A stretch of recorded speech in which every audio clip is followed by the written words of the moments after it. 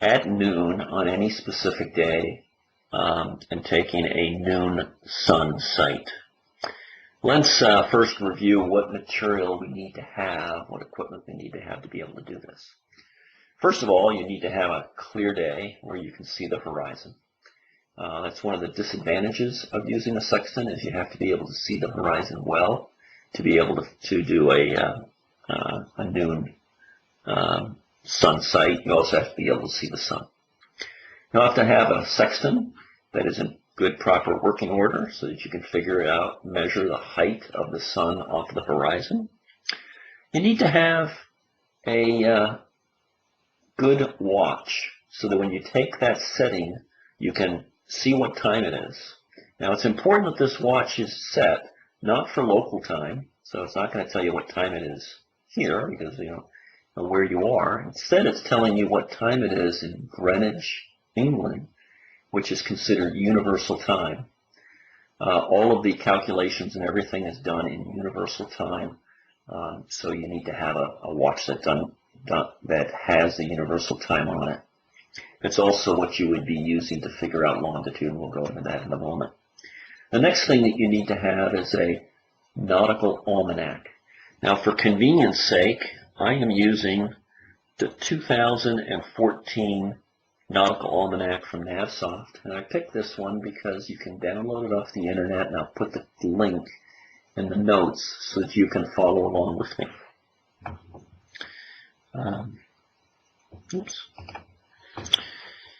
The final thing that you need to have would be a simple calculator. There is a little bit of adding and subtracting, a little bit of multiplying and dividing, not a lot, not a big deal, but it's nice to have a little simple calculator to be capable of doing that. So now let's go into the overview and what is, longitude and what is latitude. Well, longitude is the distance between us and Greenwich. Very simple. So one nice thing about longitude is that the Earth, and longitude is the east-west direction away from Greenwich, England, is that we know that the sun goes around the Earth, or at least the Earth rotates 24 hours. You'll see the sun again every day at the same time, in the same place, around and around. So if you figure that out, if I'm in Greenwich, England, and at 12 o'clock Greenwich time, I look up in the sky and boom, the sun is at the peak, and that's 12 o'clock noon. That's perfect.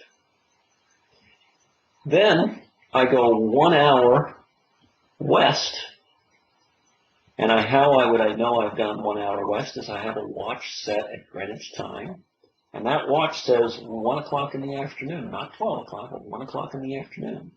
And lo and behold, the sun is at its peak again. It's at its highest point. So I know I'm 1 hour exactly away from Greenwich, and 1 hour, the Earth's rotation is equal to 15 degrees. So I'd be at 15 degrees longitude. So all I really need to do is to have a good watch that's set for Greenwich Mean Time, universal time, and watch the sun, and when it's at its peak, mark the time, and then just quickly figure out what my latitude is. So if I looked at the time and it said 5 o'clock in the afternoon, it's 5 hours. 5 times 15 degrees per hour is 75. So I would be at longitude 75. Now there's a lot of details to this, but that's the general concept. And in history, the difficult part wasn't the math. The difficult part was getting a watch that that would keep a good clock time on board a moving ship. So longitude is very simple. Latitude is also pretty simple. Latitude is the distance to the equator from where I am. Again, both of these are in degrees of arc, which is a distance. So if I can measure the height of an object, in this case it's the sun, and I can figure out that angle, trigonometry tells me I can figure out how far I am from the base of that object.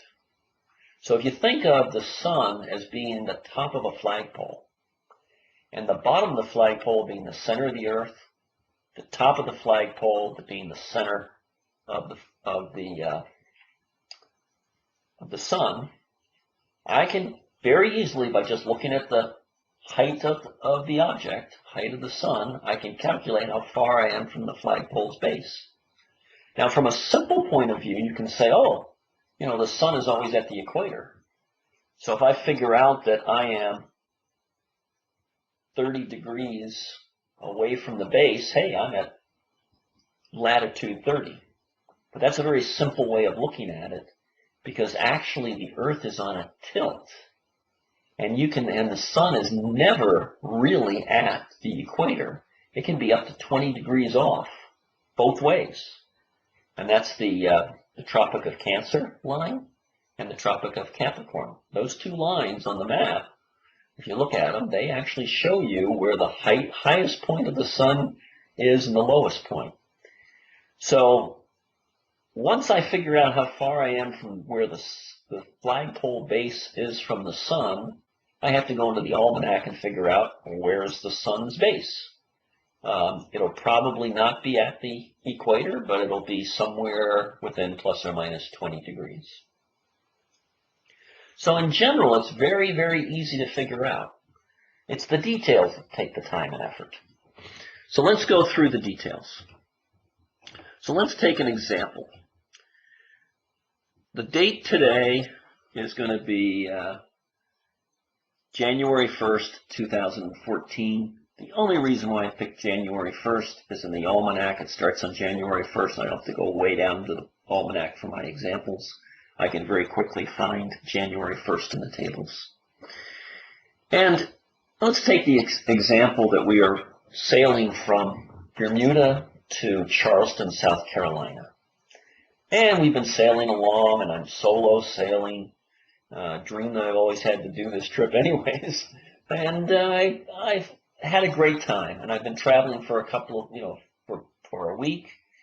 And I was a little lazy on my navigation because I'm out in the middle of nowhere. There's nothing for me to hit between those two locations. But now I need to kind of check where I am.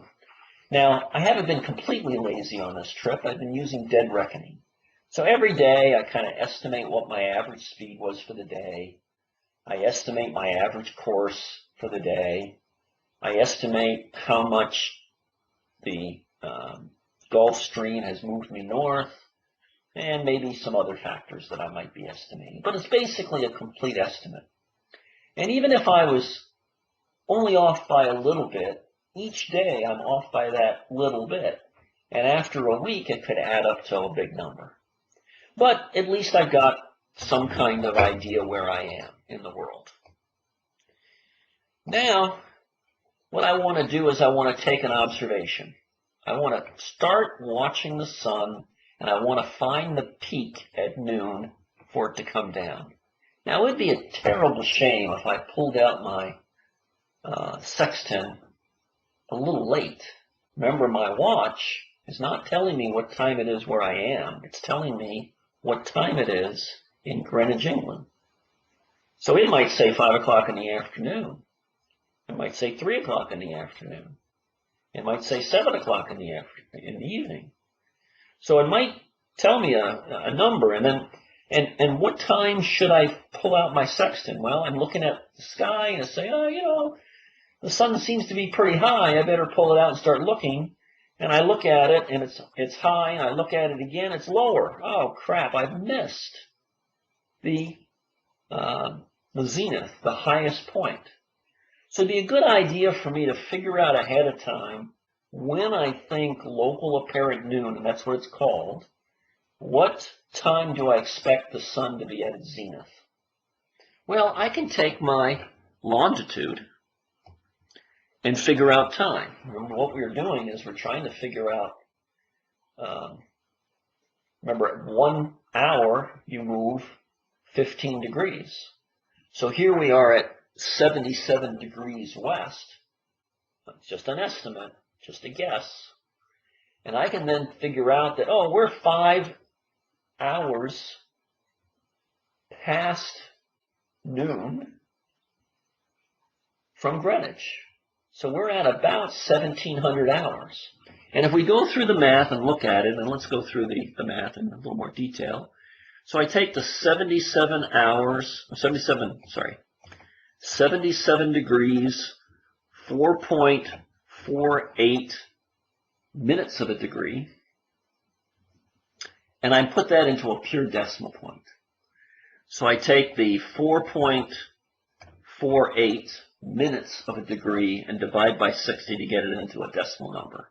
So now I know that I'm 77.0747 degrees away from Greenwich. If I divide that by 15, I get 5 hours and some change. If I take that some change and multiply by 60 to get into the minutes, I get 8.3 minutes. I take the 0.3 minutes and I figure out the seconds, and it comes out to a total of 5 hours, 8 minutes, and 18 seconds. And since we're looking at noon, I would add 12 to that, and it would be 17 hours, 8 minutes, and 18 seconds. So great. So at hour 17, 8 minutes and 18 seconds, I should be pretty close to my zenith. Well, remember, this is an estimate, and I've been estimating it for a whole week, so it could be wrong. So I'm going to start early. So when my watch that's set to Greenwich time gets pretty close to 5 o'clock in the afternoon, here I've done it 10 minutes early, and I probably did it 10 minutes early because I hadn't been playing with my sextant for a while. I need to kind of get ready and get used to it. So I check it. Then I check it again, and it's going up. Great. So I'm going to take this and make sure I write this one down, my second reading.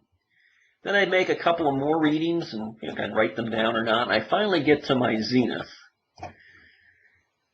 And I write that down because it's the highest point. Now, a lot of people would say, okay, you got the zenith, you're done. Well, I'm solo. I'm by myself. I'm trying to make sure I don't fall overboard while the ship is moving. I'm trying to balance myself, balance the sextant, get the image of the sun in the sextant on top of the image of the horizon. I'm also fiddling with the little micrometer on the sextant, and I'm trying to look at my watch. I'm doing lots of things at one time. So it's very possible that I missed the zenith by 30 seconds or so. So a practical way of doing this is before you get to the zenith, take one of your measurements and make sure it's a few minutes before the zenith that you think it's going to be, and write it down. Make sure you've got the time and the height of the sextant reading. H of S is height of sextant. Then when I get the zenith, and I write that down, I tell it the zenith, I take the measurement, the angle of the sun above the horizon, and I dial it into the sextant. And I put the exact same number. And now I don't have to touch the sextant again. I just keep looking and looking and looking until the sun comes down to that point, and then I mark the time. So now I've got a very good delta time, the time that the first before hit and the after, and they're exactly the same angle. So the zenith will be, and from a time standpoint, will be exactly in the middle.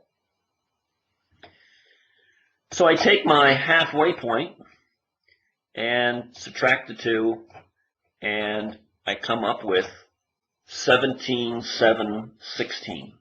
Well, I actually measured 17,745. So you can see I was about 30 seconds off because I was doing so many things at one time. So it's a very practical way of figuring out what was the exact time that sun hit, was at the top, at your zenith, at the highest point. Now it's just a matter of taking this zenith time and translating it into distance. Well, there's one other little detail. Remember I mentioned that the Earth wobbles around its orbit. It's tilted on its axis. So sometimes the sun is low in the sky, sometimes it's high in the sky. And what that translates into is, because Greenwich is not on the equator, it's somewhere else, is that the sun doesn't always hit its zenith at exactly 12 o'clock in Greenwich. Sometimes it's a few minutes late, sometimes it's a few minutes early. But nice for the astronomers to figure this out, they have a formula. And they've gone through and calculated how much it's forward, how much it's back every day for the year. That's called the equation of time. So I've got the word almanac written here, and that means you got to go to the almanac and try to find something called the equation of time. Now, I know it changes every day, so it's probably not in the beginning section, because that's like summaries for whole months or whole periods of time. So I need to go down to the date chart somewhere, and here's the sun's information, at different times of the day, all the way to 0 to 2300 hours. Well, it's not there. I wonder where the heck it is. Oh, down here in the right-hand corner. Equation of time. So at the first day of the month of the year, because this page has 3 days on it, the second page has day 4, day 5, and day 6. You can see that at 12 o'clock noon,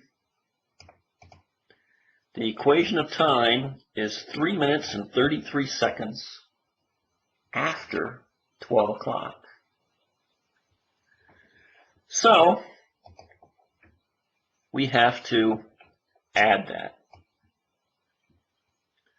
So even though we measured the time that we were at the zenith, we measured 17 hours, 7 minutes, and 16 seconds, we actually have to add another 3 minutes and 33 seconds to it. So we end up with a real or final local apparent noon. Sorry, couldn't remember what the A stood for. Local apparent noon is 1700 hours. So we subtract out noon, 12 hours, and we end up with 5 hours, 10 minutes, and 49 seconds. If we do the same thing that we did before, except backwards, we took time, we can calculate position. So 5 hours times 15 degrees per hour, 10 minutes divided by 60 to get it into hours, multiply it by 15, take the seconds, divide by 3600, and multiply by 15, and we end up with 7.704 degrees. So we're at longitude, 77.704 degrees west. The reason why we know it's west is that it's after 12 o'clock. If it was before 12 o'clock, we had gone east. Now it's just a matter of putting it into hours and minutes format. So you take the 77 hours, and then you take the change, the decimal point, and multiply by 60, and we get a longitude of 7742.25. Well, how good was that compared to our dead reckoning? Well, our dead reckoning was 7704, and this is 7742, so we were off by 40 minutes of a degree. A little less than that. So half a degree, if you think of it that way. 40 minutes is just a little more than half of a degree. Well, I'm not very good at dead reckoning, obviously. So it's good that we checked, because I don't want to be bumping into anything. I don't want to be heading into Myrtle Beach instead of heading into Charleston. Or worst case, I don't want to be heading into New York City when I'm trying to get to Charleston, South Carolina. And that's all we have to do to figure out the longitude. Very simple. Look at the sun, find its zenith, find out what time it is. One simple little lookup in the sun equation of time, and bingo, we got our distance that we are at. That's good. Now let's look at latitude. You know, when we did the observation, we did two things. We figured out the time, and we figured out the zenith height. So we've taken the time, and we figured out longitude. Now we're going to take the zenith height of the sun and figure out latitude. So we have the Sexton reading here, which is the same reading that we had, where is it?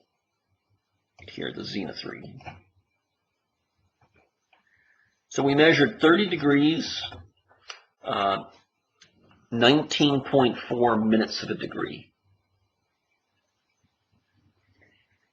Now, just like any instrument, I don't care what it is, there's always going to be a chance of some calibration error. So actually, before we even started looking at the sun, we should have checked our instrument to make sure there wasn't any calibration error. Let's take a scale in your bathroom. If you look at the scale in your bathroom before you step on it, and it says 5 pounds, and then you step on it, and it says 155 pounds, everybody with common sense would say, I don't weigh 155 pounds, I weigh 150 pounds. And that's an easy thing to do. You should do the same thing with the sextant. There's something called index error. You know, in theory, if I looked straight through the, I want to make sure that the mirrors are lined up properly and that when I'm reading a value, it's the correct value. Just like the scale, I want to have a 0 point. On my sextant, I want to have a 0 point. So one of the things I can do to check that, which is very easy to do very quick, measure the height of the horizon off of the horizon. So if I use my sextant and I line up the horizon with the horizon, you would expect the angle that I would read would be 0. So after I've lined it up, if I take a look and it says 5, it'd be just like having 5 pounds on your scale when you're not stepping on it. So you would know that whatever measurement I did, subtract 5 from it. Now, if it said -5, I should add that number. Just like if my scale started off with -5 pounds, and then I stepped on it and it said 45 pounds, then I'd know to add 5 to get to my rightful weight of 150 pounds. So it's a good idea to do this before you take your noon sighting. Check it, because it's very possible someone banged your sextant in travel or the day before, and the mirror's off a little bit. Instead of trying to adjust the mirrors and get them right, just write down what the index error is and just do the addition or subtraction.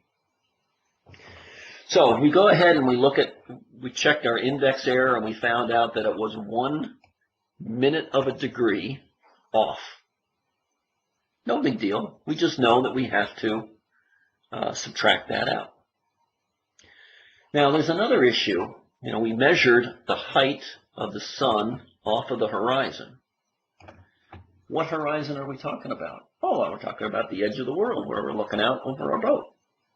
Yeah, but the Earth is not flat. It's got a curve. So if I laid down flat on the water and looked at the horizon, that would be a good measurement for the horizon. But if I was 100 feet high on a bridge of a big ship, I'm actually looking over the horizon, and the horizon actually dipping down. So I'm actually measuring a bigger angle because I'm looking over the horizon. It dips down. So I need to factor out that dip because I might be standing very high, or I might be standing, close to the water. So it's actually called dip, and it's in the almanac, and it's either as a formula, a calculation, or you can look up the numbers. Some almanacs have the number look up. So where did I get this information? Let me find it. Go to the top. Go to the top. Start coming down. Oh, here it is. Dip formula. Great. So I take the height, and this is for feet, and then there's also for meters. I take the height and I raise it to the 1/2 power. So if I'm 10 feet off the water, I put 10 in there, raise it to the 1/2 power, and multiply by 0.971. This is where you might need a calculator. Or, if you don't want to, just take a piece of paper and just put in what your normal height is and just calculate it beforehand, because you're always on the same boat, always taking your sextant reading from the same location. So you go ahead, and for 10 feet, that comes out to 3.1 minutes of a degree. Notice I'm saying minutes of a degree, not to say minutes of time, so that you don't get confused. At least so I don't get confused. So we subtract that out. So we take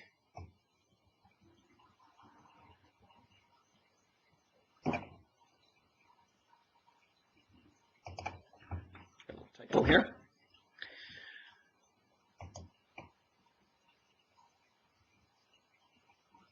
So we subtract this out. We subtract out our index correction, our dip correction, and we get a smaller angle. Makes sense. The angle should be smaller because we were higher up and we saw a larger angle to begin with, and the index reading was a little bit off to begin with. And that's our HA. I forgot what HA stands for, height of something. Now, the other issue now is a practical issue. We actually didn't measure the height of the middle of the sun off of the horizon. It's easier when you're using the sextant to always use the bottom edge, the low limb is what they call it, the bottom edge of the sun. Well, the sun has some thickness to it. And the reason why we pick the bottom edge is it's very crisp, very clean. We can see exactly when it hits and we can mark it. Whereas trying to get the middle of a bright globe and lining it up and guesstimating where the middle is a little bit harder, and you're going to end up being a little bit off. So they always measure the bottom of it. So we have to add the extra distance that we would have used if we tried to measure the middle, because all the charts are for a flagpole that goes from the middle of the earth to the middle of the sun.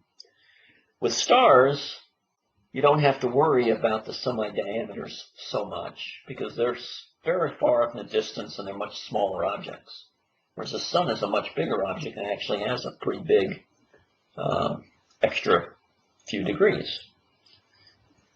So we have to look up the sun's semi-diameter. At first glance, you would think, oh, it's just a constant number, it never changes. Well, not really. Remember, the Earth is tilted, and we're dealing with optics here. So the sun's light sometimes is going through more atmosphere and sometimes going through less atmosphere. So the diameter number kind of changes a little bit. So we go into the almanac and we look for the half diameter, semi-diameter of the object that we're looking at, in this case, the sun. So go into these tables, and here it is, semi-diameters, great. Now, it doesn't really change that much. It goes from 6.3 down to, looks like the smallest is, 16.3 to 15.7. But it does change based on the year. So January 1st, January is 6.3. And that is 6.3 minutes of a degree. So, about a quarter of a degree. Not even half of a degree. So then we go ahead and we add that in. Remember, we took the lower shot of the edge of the sun, and we have to add in the extra that we didn't add before. And now we get the height of the object, HO, after all the corrections. Finally, we got a number. So now we've got the height. Well, knowing the height, and because we're dealing with angles, the distance between us and where the flagpole that is holding the sun up is just 90 degrees minus the height in degrees of the object. And that's easy to do. We take 90 degrees and we subtract, take 90 degrees and subtract our height of the object from it, and that gives us the distance between us and the sun, which is called zenith distance. Now, from a practical standpoint, it's easier, instead of putting in 90 degrees, 0 minutes, it's better to put in 89 degrees and 60 minutes, which is the same thing as 90 degrees, so that it's easier for us to do the subtraction. And if we do the subtraction, we find out that our zenith distance between us and the sun is 59 degrees, 28 minutes of a degree, so almost half a degree. Now, if the sun was right on the equator, bingo, that would be our latitude. But again, remember, the sun is moving. The sun is not moving, the earth is moving, and we're tilted. So the sun is not directly overhead the equator right now. It's going to be either north or south, and there's only 2 days of the year that actually crosses the equator exactly. I forgot those 2 days, but 2 days of the year that does that. So what we need to do is we need to go into the almanac again, and we need to figure out where exactly is the sun in relationship to the, what position is the sun at? That is called the sun's declination. Terrible words. I would just say sun's location. So, what was the time that we did our zenith? Well, we're going back to that time again, right? This time right here. 17:10:49.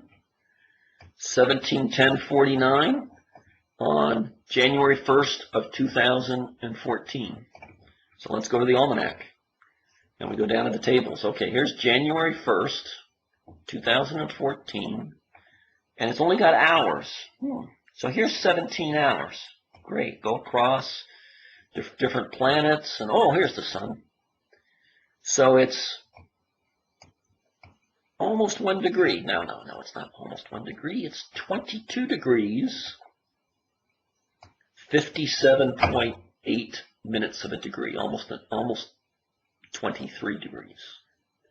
Notice this little S, south. So it's actually 22, almost 23 degrees south of the equator.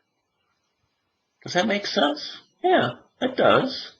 If you've ever talked about building, using passive solar, they always tell you to put a big overhang on the front, on the window, so that in the summertime, when the sun is high, it gives you shade, and when the sun is low, and that's saying this is low in the wintertime, this is January, wintertime, so the sun can come into the house. That makes sense.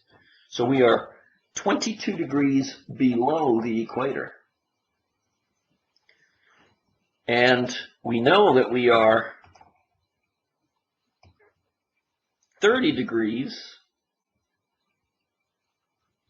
away from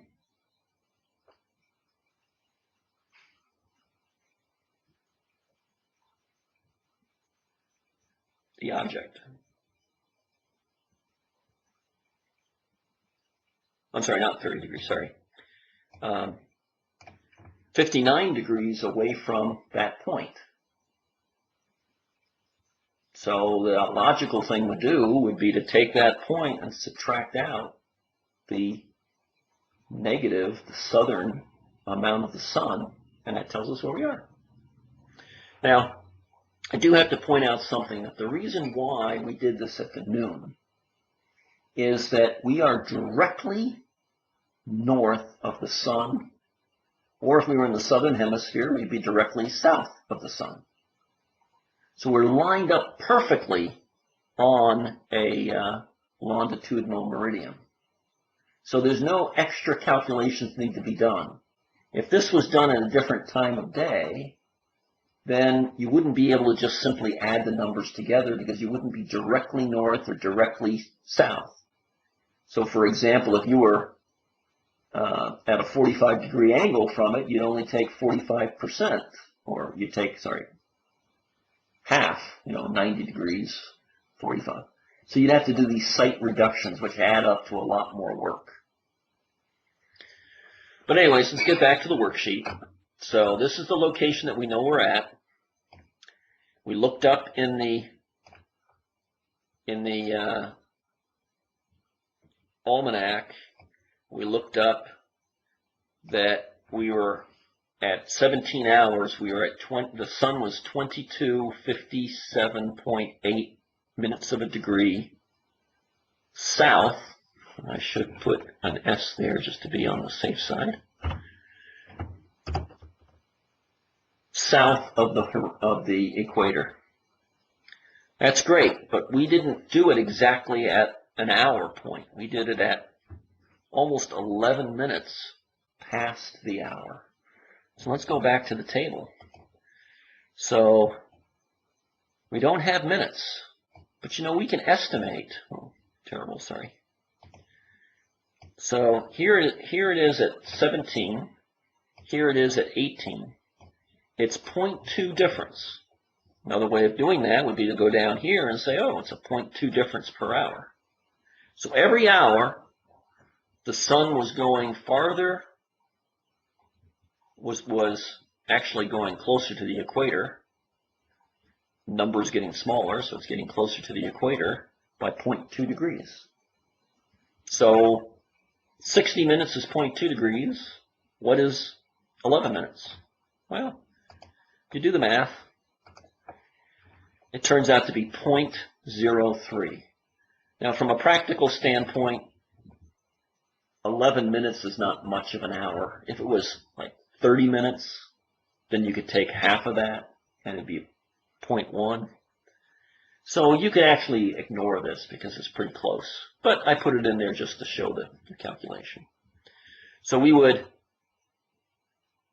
subtract that out, because it got smaller, from what we originally, for 17 hours and some change, we subtracted out, and we end up at 2257.77. And that tells us where the sun is. So I mentioned to you that we know the sun is in the southern hemisphere. We're in the northern hemisphere. We're above the equator. So we're above the equator. So if I look at these little examples here, the sun is below the equator. We're above the equator. So between us and the sun is a big number. Between us and the equator is going to be smaller. So you take the measurement between us and the sun and subtract out the distance from the sun to the equator, and you come up with where we are. Now, there's 3 examples here. You could also have the example that the sun is above the equator. When we went to the almanac, it said N for north. And I think if we go down to June, you can see that. July, close enough. You can see here 22 north. Well, that makes sense. Remember, we talked about the sun, and in the summertime we want to block it, in the wintertime we want it to come in. So it's going to be high in the sky. That makes sense. So in this case, it would be in the northern hemisphere, and it would be the second example. And then we would say, okay, we would have measured a much smaller angle between us and the sun, because the sun is closer to us. And the sun's declination, we would have added the two together to get the distance between the boat and the equator. And then the last one would be, what if the sun is in the northern hemisphere at 22 degrees and we're only at 5 degrees? Well, then you'd take the sun's declination and subtract our distance between us and the sun to get this distance. So those are the three examples. So how well did we do? We got within half a degree, 40 minutes of a degree here. This guy we got within, 30. Yeah. So it's 38, and here it's 07. So we got within 30 here. So 40 on one and 30 on the other. So about a half a degree in both directions. A little bit more on the longitude one. So I went to a website where, excuse me, you can type in your 2 points, and you can see what the distance between them are. And you can see, ooh, we're 82 kilometers away from each other. Wow, what went wrong? Well, this is point number 2. So this point number 1 is our dead reckoning point. Point number 2 is the measurement, which is more accurate if we know how to use the sextant properly. So what did I do wrong? Well, my dead reckoning, obviously, I over-expected. I might have thought that the Gulf Stream was running at 5 knots, and really it was only running at 4 knots. So I thought we were pushing higher and higher, but in actuality, we were doing okay. I'm actually happy that I ended up miscalculating, because I thought I was heading towards Myrtle Beach, or in this way, but I'm actually here. So again, this is to show the difference between, dead reckoning, what we estimated where we were, and don't need to know the estimate to do this. The only reason why we did that is so we have a pretty good idea of what time to bring our sextant out and look at the star, look at the sun. If we didn't have any idea where we were, we could still do it. Some of the more difficult navigational problems, you actually do have to have an estimate of where you think you are in order to do things. So the measurement is better than the estimate, assuming that you know how to use your instrument. And that's the end of this tutorial. I hope you enjoyed it. Thank you.